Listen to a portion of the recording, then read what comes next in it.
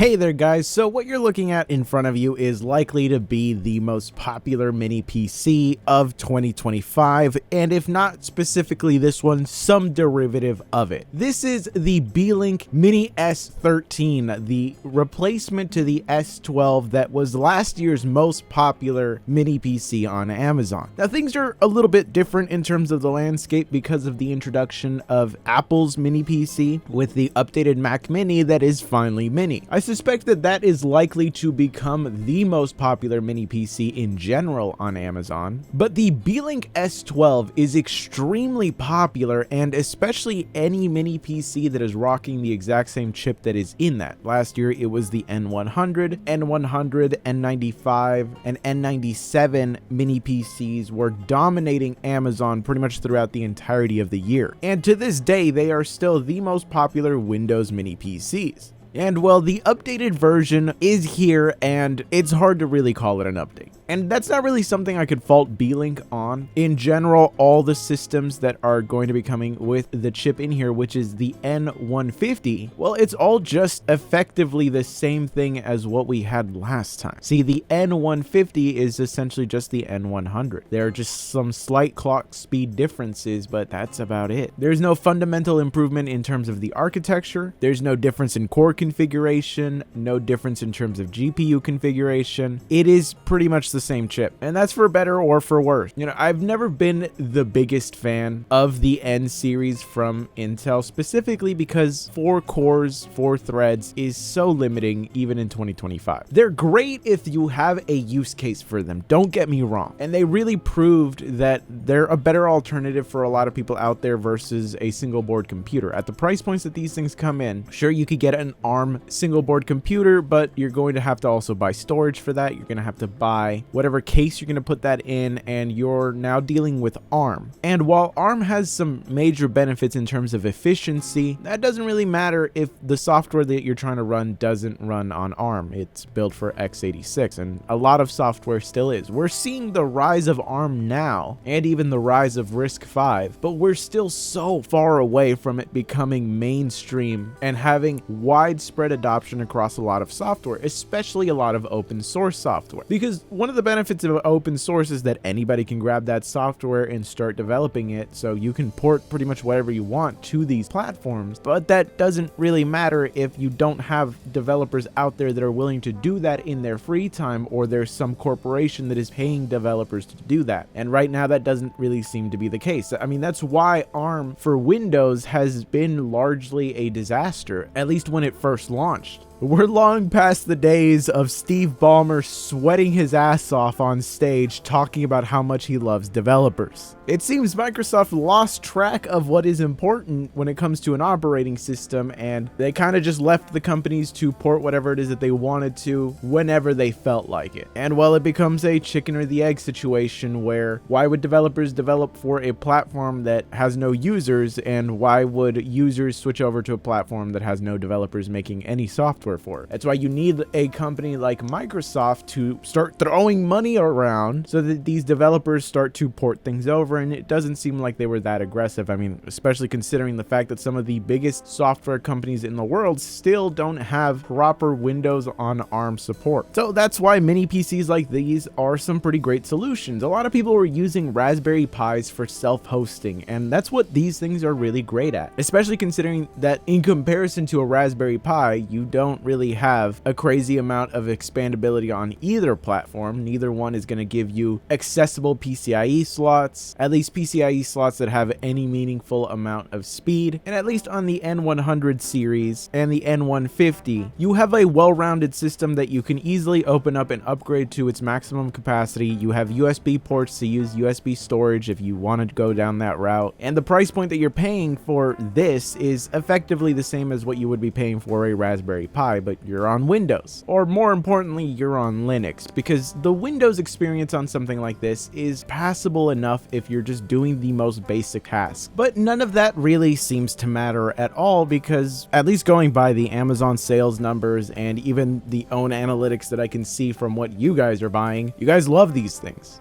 And don't get me wrong, I understand the fact that for about $150 you can have an entire computer that you can use for pretty much whatever it is that you want. That's pretty powerful, especially because even though these things aren't extremely powerful, they're still faster than most single board computers out there. And since they're entire systems, you can very quickly deploy them for whatever it is that you need to use them for. I mean, I personally do use a lot of these mini PCs, mostly plugged into TVs and stuff like that. They make very good media systems, though I also have found that spending just an extra $100 gets you a far better AMD system, and even Intel systems that I, for the most part, think it's worthwhile to go down that route. But again, that doesn't really matter. You guys care about these little systems, which is why I suspect that the S13 Mini is going to become the most popular for the most part. And you know, it's disappointing, but at the same time, we've seen effectively no movement in the market in terms of all mini PC tiers. It's all mostly side grades, and the top end has only gone up in price, so effectively a new tier has been created instead of prices moving down. It's really in the mid section of the market that I think things can get pretty interesting when there's sales happening, but if you're in the market for a $150 mini PC, you chances are not shopping also for a $400 to $500 mini PC. And with that being the case there, then this is as good as it gets for you. With all that said, it's not like there hasn't been any improvements whatsoever on the hardware here, and if we take a look at the inside of both the S12 Mini and the S13 Mini, you can see that there has been some improvements on the inside. For one, on the original S12 Mini, you had a single M.2 slot and you had essentially a 2.5-inch SSD slot. Now, I didn't hate this because of the fact that you could find some pretty cheap 2.4-inch SSDs, but at this point, SATA SSDs are kind of just phased out. You can't even find any that are using TLC NAND. It's all just QLC, which is really bad when you're using these types of SSDs. On the S13, we have now 2 M.2 slots, and that makes it a lot better of an option, though the second slot is running at PCIe 3.0 1x speed. So you're effectively going to get about the speed of a SATA SSD anyway, but you can find quality drives that you can put in here. Of course, we still have the single slot of RAM on both systems, though the S13 that I ended up getting sent by Beelink does have 16 gigabytes of RAM instead of the 8 gigabytes that was in the original one that they also sent me. Now, I don't know how happy they are going to be with this video where I'm essentially saying there's not much of an improvement, so I don't know if I'll ever get sent the S14 Mini from them, but regardless of how they're going to feel about this, the truth of the matter is that you guys are going to keep buying these things anyway, because what other option is there? Sure, you could go down the refurbished route and likely get a more powerful system than this, but it's going to utilize more power, you're not going to have a warranty, and it's definitely not going to be as small as this thing. So if you were on the market for a mini PC like the S12 Mini, while the S12 Mini is still available on the market today, I would really consider picking up the S13 instead, just because you get that second M.2 slot, and that's a lot more future-proof in the sense that you're able to find M.2 SSDs that are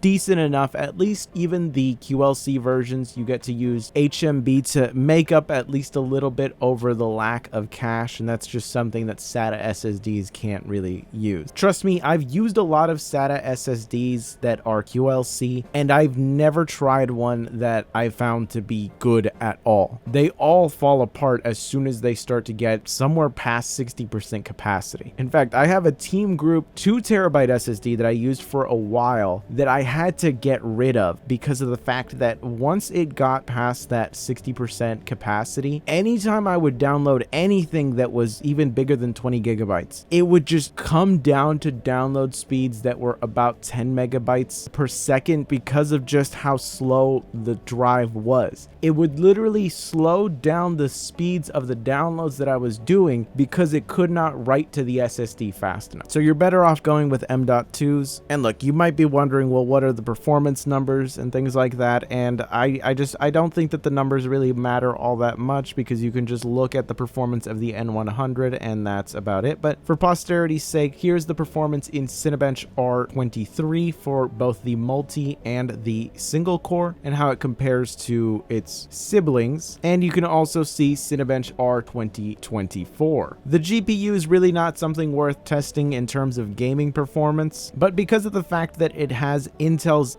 media encoder built into there, you know, quick sync. It does a great job at video playback. So it's great for a media device, something where you're going to be watching Plex on. Plex is really the best way to go about it. Plex and Jellyfin, because unfortunately Windows has a lot of restrictions when it comes to streaming apps, because a lot of them are worried of people on those devices pirating things. They tend to limit the resolution that you can play back video at. So even if you're paying for the 4K plan from Netflix or any of these other services, you're not going to get 4K, and in some cases you're not even going to get 720p. But if you're self-hosting your own content, these are really great, and especially if you're like my family and you've almost fully transitioned to watching things on YouTube or Twitch, because I mean, my parents, they have one of these systems in the living room. Well, it's the S12, but effectively the same thing, and they are so addicted to watching YouTube. They really very rarely watch anything on Plex. My dad mostly just watches sitcoms on there, and that's even just occasionally. He mostly tends to stick to watching YouTube and YouTube Shorts. And well, while it might be burning a hole through my parents' skull, they're at least having fun, and I don't think sitting there and watching sitcoms would be doing them any better, really. So at the end of the day, it's pick your poison. And well, one of the benefits of using a mini PC is also the fact that you do get that ability to use ad block. And I know as a YouTuber, I shouldn't be telling you to use ad block, but